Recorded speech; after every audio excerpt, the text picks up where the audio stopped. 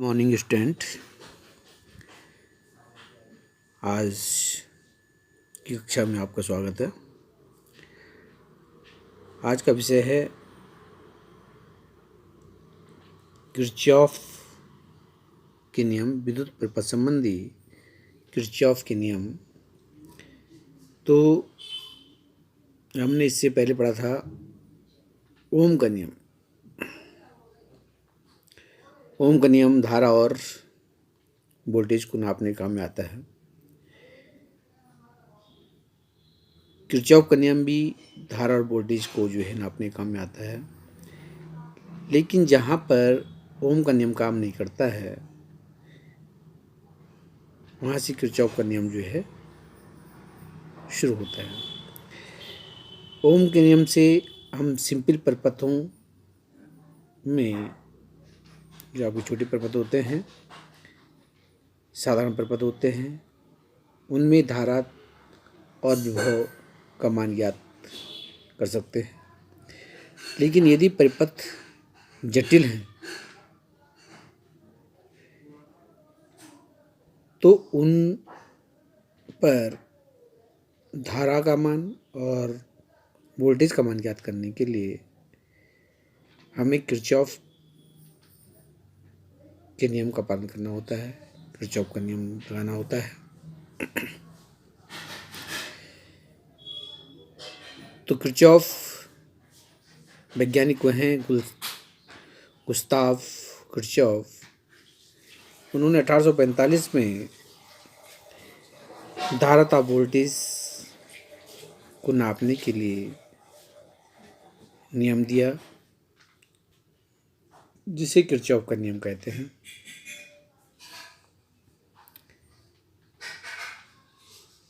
तो यहाँ पर किरचॉफ का जो प्रथम नियम है उसे हम संधि का नियम भी कहते हैं। तो क्या है ये नियम, देखिए ध्यान से सुनिए। किसी विद्युत परिपथ में किसी संधि पर आकर मिलने वाली सभी धाराओं का बीजगणित योग शून्य होता है। माना कोई संधि यहाँ पर P, इस पर मिलने वाली सभी धाराओं का, जितनी भी धाराएं इस पर मिल रही है, इस बिंदु पर मिल रही हैं, संधि पर मिल रही हैं, सभी धाराओं का बीजगणित योग शून्य होता है, समेशन I बराबर 0।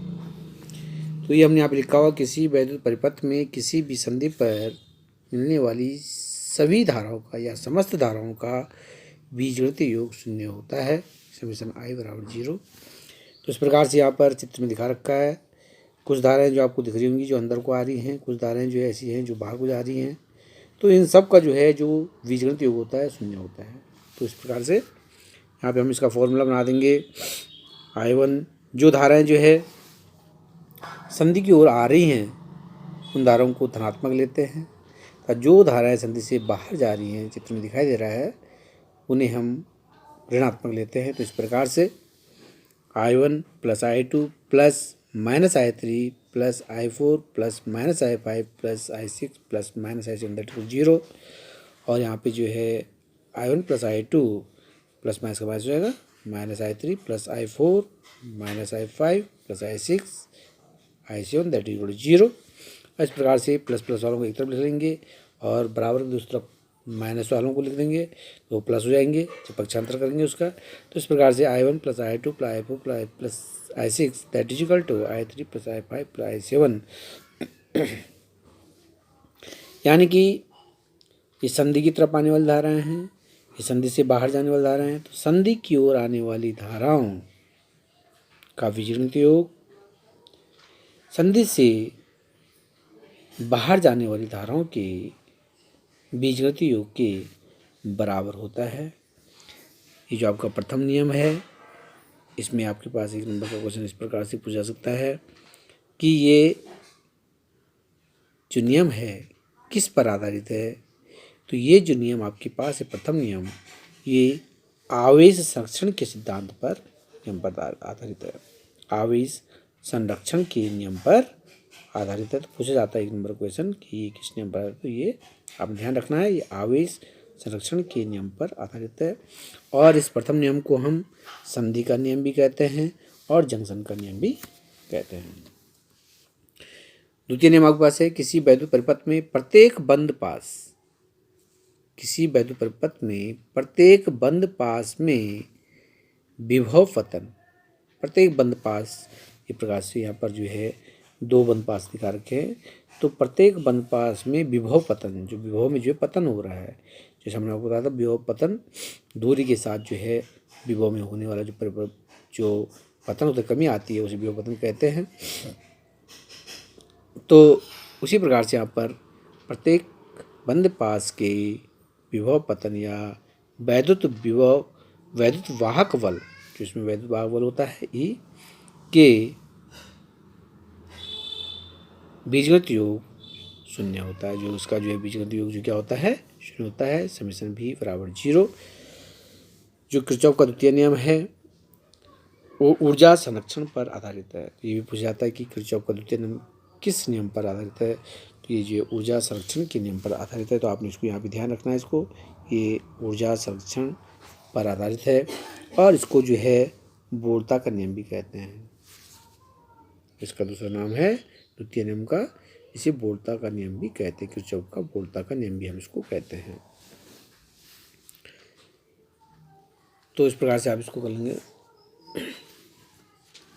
इसके आप एक परिभाषा और भी बना सकते हैं। सपोज ये देखो, यहाँ पर बंद पास है, एक दूसरा बंद पास है, इसमें I1 धारा बह रही है। सब ये जो धारा आपके पास है ये I2 धारा है, इसका विद्युत वाहक बल E1 है, इसका विद्युत वाहक बल E2 है, ठीक है ना। तो यहाँ पर जो है किसी भी बंद पास में लगे हुए प्रतिरोध तथा उसमें बहने वाली धारा का बीजगणितीय योग उस बंद पास में लगे हुए विद्युत वाहक बलों के बीजगणितीय योग के बराबर होता है। तो इसको हम इस प्रकार से लिख सकते हैं, summation I into R that is equal to summation A। प्रत्येक बंद पास, कोई बंद पास आप लिखते हैं, प्रत्येक बंद पास में बहने वाली धारा तथा संगत प्रतिरोध का गुणनफल का बीजगणितीय योग उस बंद पास में लगे हुए समस्त विद्युत वाहक बलों के बीजगणितीय योग के बराबर होता है। ये भी इसका नियम है। तो दोनों तरह से आप इसको लिख सकते हैं, ठीक है। अब चलते हैं हम व्हीटस्टोन सेतु का सिद्धांत। व्हीटस्टोन सेतु का सिद्धांत ये भी काफ़ी इंपॉर्टेंट क्वेश्चन है, अक्सर पूछा जाता है परीक्षा में। तो इसमें हम जो है देखिए, वैज्ञानिक व्हीटस्टोन सेतु ने इसको दिया है। ये वैज्ञानिक के नाम पर जो है इस सेतु का नाम पड़ा है, इस परिपथ का नाम पड़ा है। और यहाँ पर जो है ये 1842 में इस नियम को प्रतिपादित किया था। इसमें आपके पास ये जो नियम आपके पास है ये प्रतिरोध को ज्ञात करने के काम में आता है। इस अज्ञात प्रतिरोध को ज्ञात करने के काम में व्हीटस्टोन सेतु का सिद्धांत काम आता है। तो इसमें जो हमने क्या लिया, इन्होंने 4 प्रतिरोध लिए हैं, P, Q, R, S अभी लिखा हुआ है। 4 प्रतिरोध P, Q, R, S लेते हैं। इनमें 3 प्रतिरोधों का मान पता होता है, 3 प्रतिरोध P, Q, R का मान पता होता है। S जो है यहाँ पर जो प्रतिरोध है इसका मान हमें ज्ञात करना होता है, इसे जो अज्ञात प्रतिरोध कहते हैं। तो प्रतिरोधों का मान पता होता है और चौथे का मान ज्ञात किया जाता है। चौथे प्रतिरोध को अज्ञात प्रतिरोध कहते हैं। तो इस प्रकार से 4 प्रतिरोध जो हमारे पास दिए होते हैं, इनको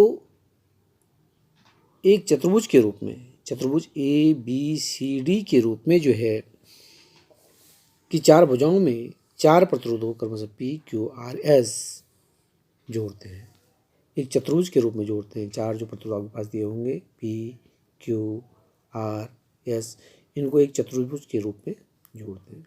तो चतुर्भुज के 2 विकर्ण होते हैं, एक विकर्ण हो गया BD, एक विकर्ण हो गया AC। तो BD विकर्ण पर एक धारा मापी G तथा एक कुंजी K2 लगा देते हैं और दूसरे विकर्ण पर, दूसरा विकर्ण जिसका है उस पर एक सेल लगा देते हैं, बैटरी लगाते हैं तथा कुंजी के साथ इसको जो है जोड़ दिया जाता है। ठीक है, तो यहाँ पर हम इसको लिखेंगे, चतुर्भुज में एक विकर्ण का संबंध धारा मापी तथा दूसरे विकर्ण का संबंध सेल से करते हैं। अब हमने जो है इसकी उत्पत्ति करनी है, हमने इसके सूत्र की उत्पत्ति करनी है। तो किस प्रकार से हमने इसको करना है, यहाँ पर ये सब लिखना होता है परीक्षा में। चित्रानुसार PQRS 4 प्रतिरोध जुड़े हैं। जब कुंडली K1 को दबाते हैं, बटन को जो है ऑन करते हैं, तो परिपथ में धारा I बहने लगती है। देखिए यहाँ पर परिपथ में धारा I बहने लगती है। यह धारा जो है बिंदु A पर 2 भागों में बंट जाती है। धारा भुजा जो AB पर I1 धारा तथा भुजा AD पर I2 धारा बनने लगती है। ये देख रहे हैं आप, 2 मार्ग हैं, तो ये धारा बढ़ गई, धारा I जो थी वो 2 भाग बढ़ गई।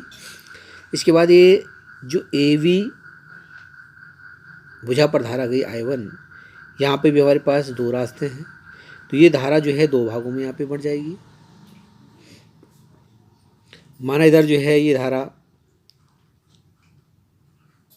I3 धारा चली गई है, तो इधर क्या होगी, I1 में से I3 जो कम हो जाएगी, I3 minus I1 minus I3, धारा इधर को बहेगी, भुजा BC पर बहेगी। इसी प्रकार से जो AD भुजा है इस पर I2 धारा बहती है। बिंदु D पर यह धारा 2 भागों में बढ़ जाती है, तो इधर आपके पास धारा गई I3 मान लेते हैं, तो इधर धारा क्या चली गई, I2 माइनस I3। तो इस प्रकार से, और बाद में धारा क्या हो जाती है, कंबाइंड हो जाती है। ठीक है ना। तो यहाँ पर चित्र के अनुसार हमने जो है दिखा रखा है, ये 4 प्रतिरोध जुड़े हैं। जब कुंजी A को दबाते हैं तो परिपथ में धारा I बहने लगती है। यह धारा बिंदु A पर 2 भागों में बन जाती है। भुजा AB पर I1 और भुजा AD पर I2 धारा बहती है। यह I धारा बिंदु B पर कुंजी K2 को दबाने पर 2 भागों में बन जाती है। I2 धारा बिंदु D पर 2 भागों में बन जाती है। I2 धारा भी बिंदु D पर 2 भागों में बन जाती है। प्रतिरोधों PQR को इस प्रकार व्यवस्थित करेंगे। अब हमने जो प्रतिरोध PQR जो आपके पास है, ज्ञात प्रतिरोध, इनको हमने इस प्रकार से व्यवस्थित करना है, इस प्रकार से इनको हमने सेट करना है, क्योंकि ये हमारे पास ज्ञात प्रतिरोध, आपके पास प्रतिरोध बॉक्स होगा, उसमें से आपने प्रतिरोध को हटा सकते हैं, उस पर लगा सकते हैं। इस प्रकार से आपने इसको जो है सेट करना है, इसको व्यवस्थित करना है कि भुजा BD पर कोई भी धारा प्रवाहित न हो, यानी कि जो गैल्वेनोमीटर आपके पास G लगा हुआ है, यहाँ पर धारा मापी G लगा हुआ है, इस गैल्वेनोमीटर पर धारा न बहे। इस प्रकार से हमको इसे सेट करना होता है।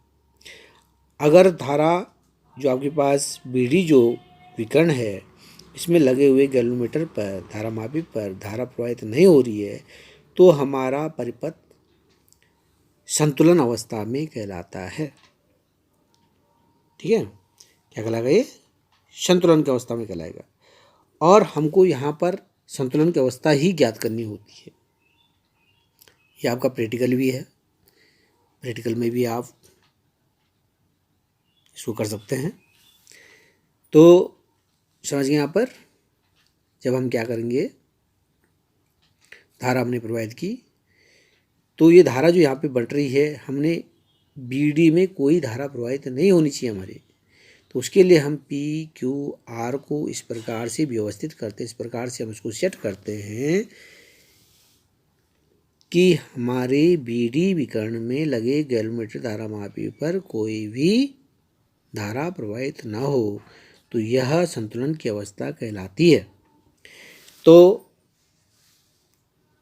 ये हमने यहाँ पे लिखना पड़ता है, धारा मापी में कोई विक्षेप उत्पन्न न हो। जब हम K2 को दबाते हैं, PQR को इस प्रकार से व्यवस्थित करेंगे कि कुंजी K2 को दबाने पर धारा मापी में कोई धारा न बहे, अर्थात धारा मापी में कोई विक्षेप उत्पन्न न हो। इस अवस्था को संतुलन अवस्था कहते हैं। ये क्या कहलाती है? संतुलन की अवस्था कहलाती है। तो परीक्षा में जो है हो जाता है ये कि संतुलन की अवस्था क्या होती है भाई, तो आपने इस प्रकार से बताना है इसको।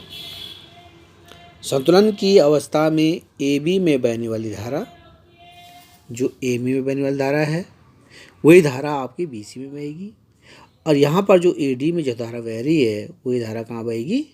DC में बहेगी, क्योंकि अब BD विकर्ण पर कोई धारा नहीं बह रही है। तो जो धारा यहाँ से निकलेगी तो सीरीज में हो गई है, श्रेणी क्रम में। तो जो धारा जो आपके पास AB में बहेगी वही धारा BC में बहेगी, और जो धारा I2 जो AD में बह रही है वही धारा DC में बहेगी। ठीक है ना? तो इस प्रकार से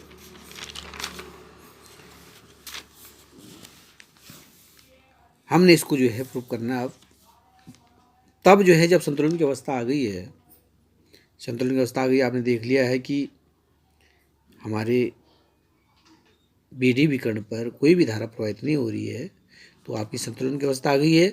संतुलन की अवस्था में किरचॉफ का द्वितीय नियम लागू होता है। तो किरचॉफ के नियम से द्वितीय नियम है आपके पास, जो अभी हमने बताया था, बंद पास का नियम, कि किसी बंद पास में लगे हुए विद्युत परिपथ में बहने वाली धारा तथा प्रतिरोध का गुणनफल उस बंद पास में लगे हुए विद्युत वाहक बलों के बीजगणित योग के बराबर होता है। किसी बंद पास में धारा और प्रतिरोध का गुणनफल का बीजगणित योग उस बंद पास में लगे हुए विद्युत वाहक बलों के बीजगणित योग के बराबर होता है। तो वही हमने यहाँ पर जो है लेना है। तो इस प्रकार से आपके पास यहाँ पर 2 बंद पास हो गए हैं। नंबर 1 बंद पास ही हो जाएगा, नंबर 2 बंद पास ही हो जाएगा। तो हम इस बंद पास में लेंगे, यहाँ से हम ले रहे हैं ABDE एक बंद पास। तो इस बंद पास में प्रतिरोध था उसकी संगत धारा का गुणनफल, प्रतिरोध था उसकी धारा का गुणनफल या धारा या प्रतिरोध का गुणनफल उसमें लगे हुए विद्युत वाहक बलों के बीजगणित योग के बराबर होता है।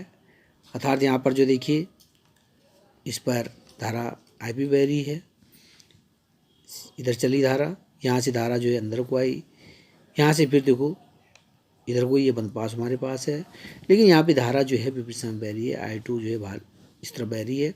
तो हमको चिन्हों का भी ध्यान रखना होता है, चिन्ह का भी हमको इस पर ध्यान रखना होता है। तो हम इसको लिख सकते हैं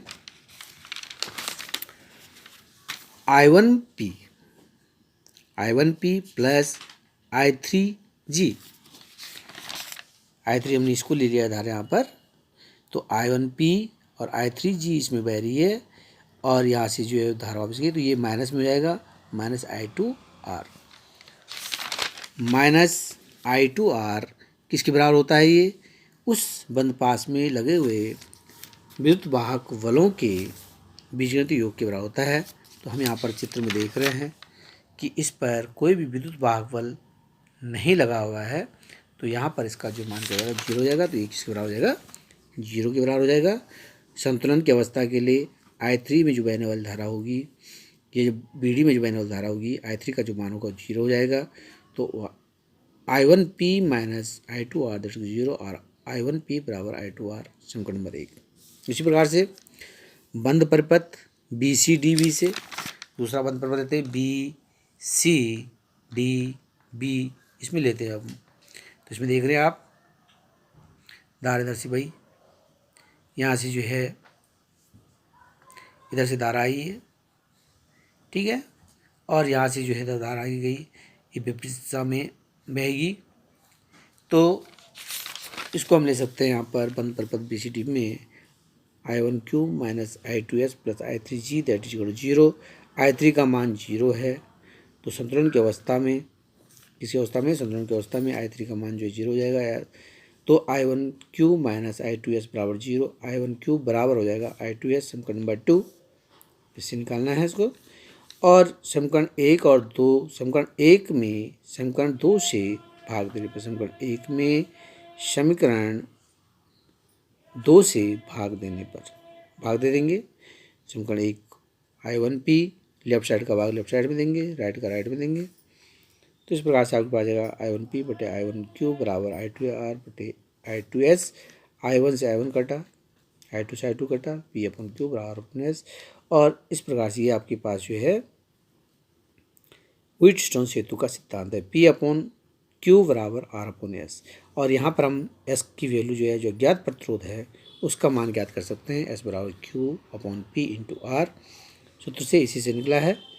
तो इसे हम जो है क्या कर सकते हैं, अज्ञात प्रतिरोध S का मान ज्ञात कर सकते हैं। तो इस प्रकार से यहाँ पर जो इसका सिद्धांत है, व्हीटस्टोन सेतु का जो सिद्धांत है वो क्या है, सेतु के अनुसार, व्हीटस्टोन सेतु के सिद्धांत के अनुसार किन्हीं दो संलग्न भुजाओं पर लगे प्रतिरोधों का अनुपात, किन्हीं दो संलग्न भुजाओं पर लगे प्रतिरोधों का अनुपात अन्य दो भुजाओं पर लगे प्रतिरोधों के अनुपात के बराबर होता है। यही व्हीटस्टोन सेतु का सिद्धांत है। तो इम्पोर्टेंट क्वेश्चन है, आप इसको जो है ध्यान से कीजिए। दोनों प्रश्न, किरचॉफ का नियम भी और व्हीटस्टोन सेतु का सिद्धांत, दोनों इम्पोर्टेंट प्रश्न है ये, तो पूछ जाते हैं पेपर में, तो इसको आप ध्यान से कीजिए।